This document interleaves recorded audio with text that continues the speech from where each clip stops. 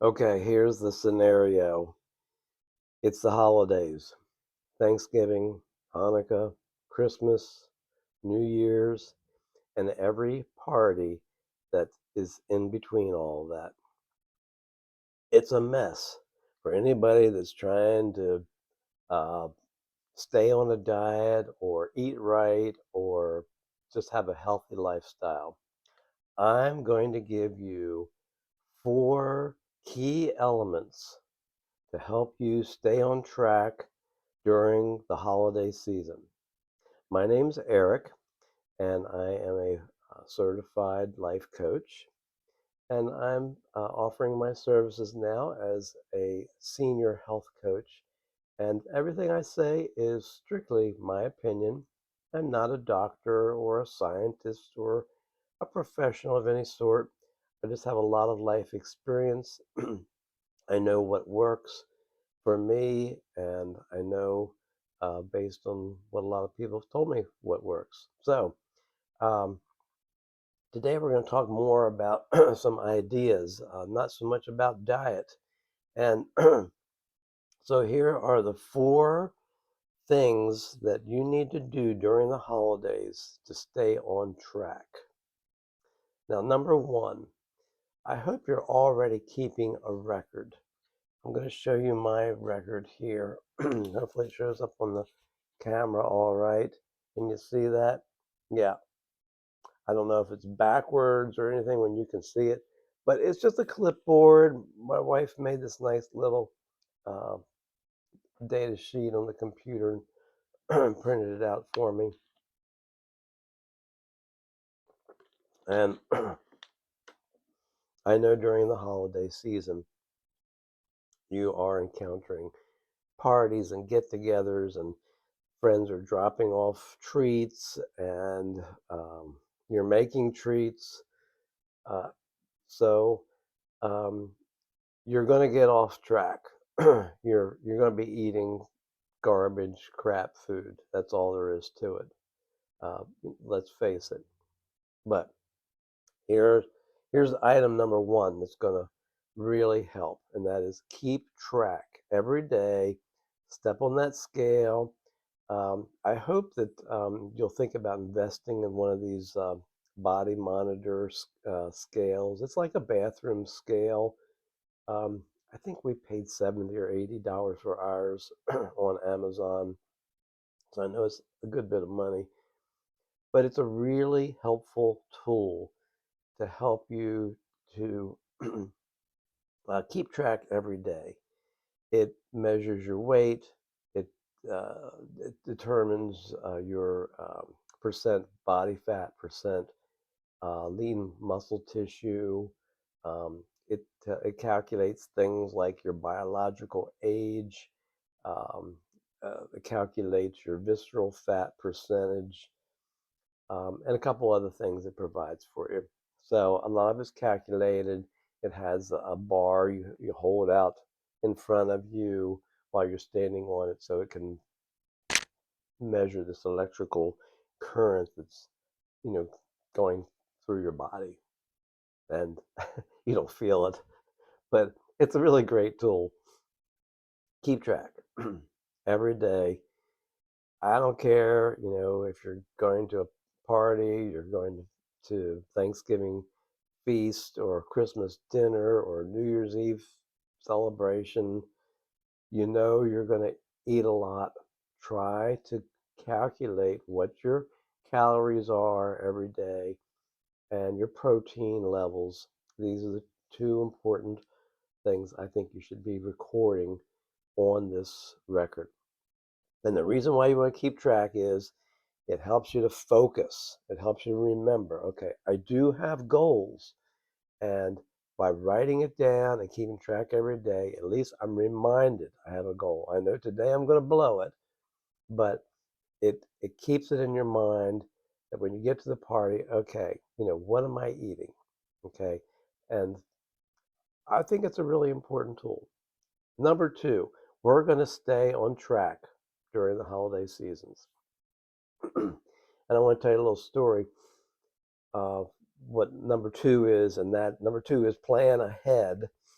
Um, when my kids were teenagers and they would go out to a party, go to a friend's house, or go on a date, um, I would tell them to plan ahead. Think about a situation you don't want to be in, whether it's, um, if it's my daughter and she's on a date with a guy and he's starting to like touch her all over. What's she going to do? She needs to know in advance what she's going to do at that moment. If my son's at a party and they bring out some booze or beer or whatever it is, and everybody's drinking it, he needs to plan ahead. What's he going to do in that situation to avoid the temptations? And this is why we want to plan ahead during the holidays. Um, for example, um, when I go to Christmas dinner at my brother's house, and he's an amazing cook, and just I don't even have words to say. The care and the effort he puts, the planning he puts into Christmas. I mean, in July he's talking about Christmas. He loves it so much, and his table is beautiful, and everybody's dressed up, and it's a very special event where we celebrate the birthday of Jesus, and we do it with a part of this wonderful feast. So, I plan ahead and I think, okay, I'm going to sit down at this feast and there's going to be so much food, I won't even be able to get everything on my plate the first time around. So, here's what I do. I'm planning ahead. I'm thinking, I'm going to focus on protein.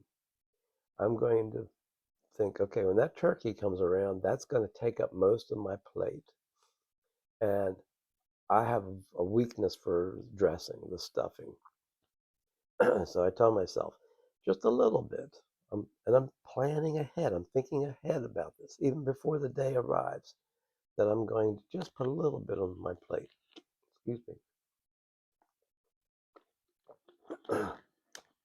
And I think I don't have to eat everything, but if I want to sample everything, I just put a little tiny bit on my plate to sample it.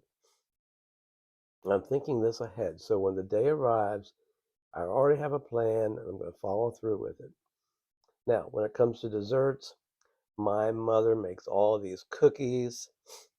Bless her heart, she's 89 years old and still cooks a batch of homemade dinner rolls and lots of cookies, fudge, and potato candy. If you want to know about my mother's potato candy, uh, make a comment um, below in this video, and I'll tell you all about her amazing potato candy. I've had it ever since I was a kid.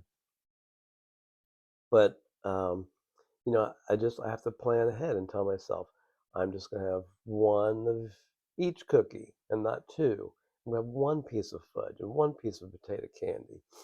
And then my brother makes, what do you call it? I want to say figgy pudding.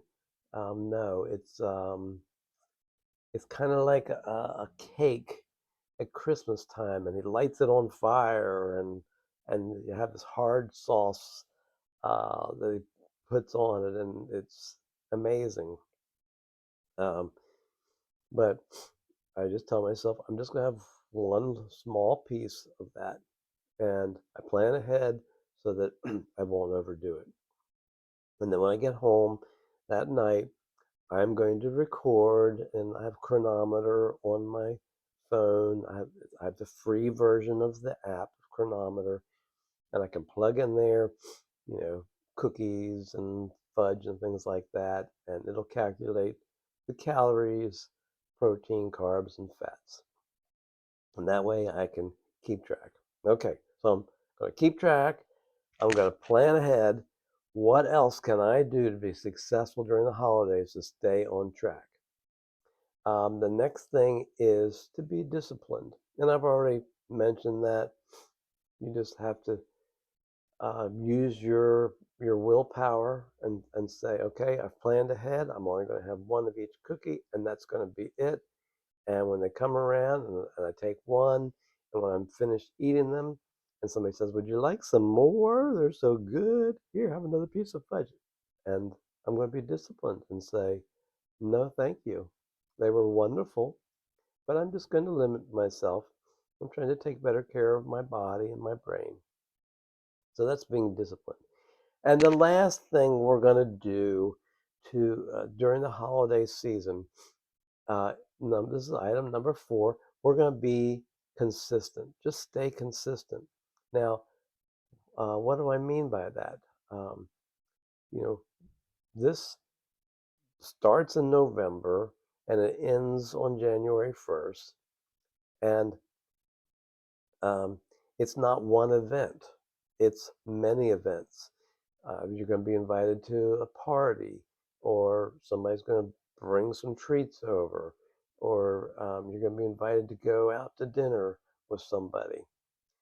You have to be consistent and say, at each one of these eating opportunities, I am going to remember, I'm going to be writing this all down on my log, my clipboard. I'm already going to plan ahead before I go out to dinner, and I'm going to be disciplined and stay with my plan. And you're going to be consistent through the whole holiday season. So I know it's a fun time of year to be with family and friends, and there's so much good, yummy food, and most of it is really poison to our bodies if you think about it. But this is our modern lifestyle we live in, and we're going to do better.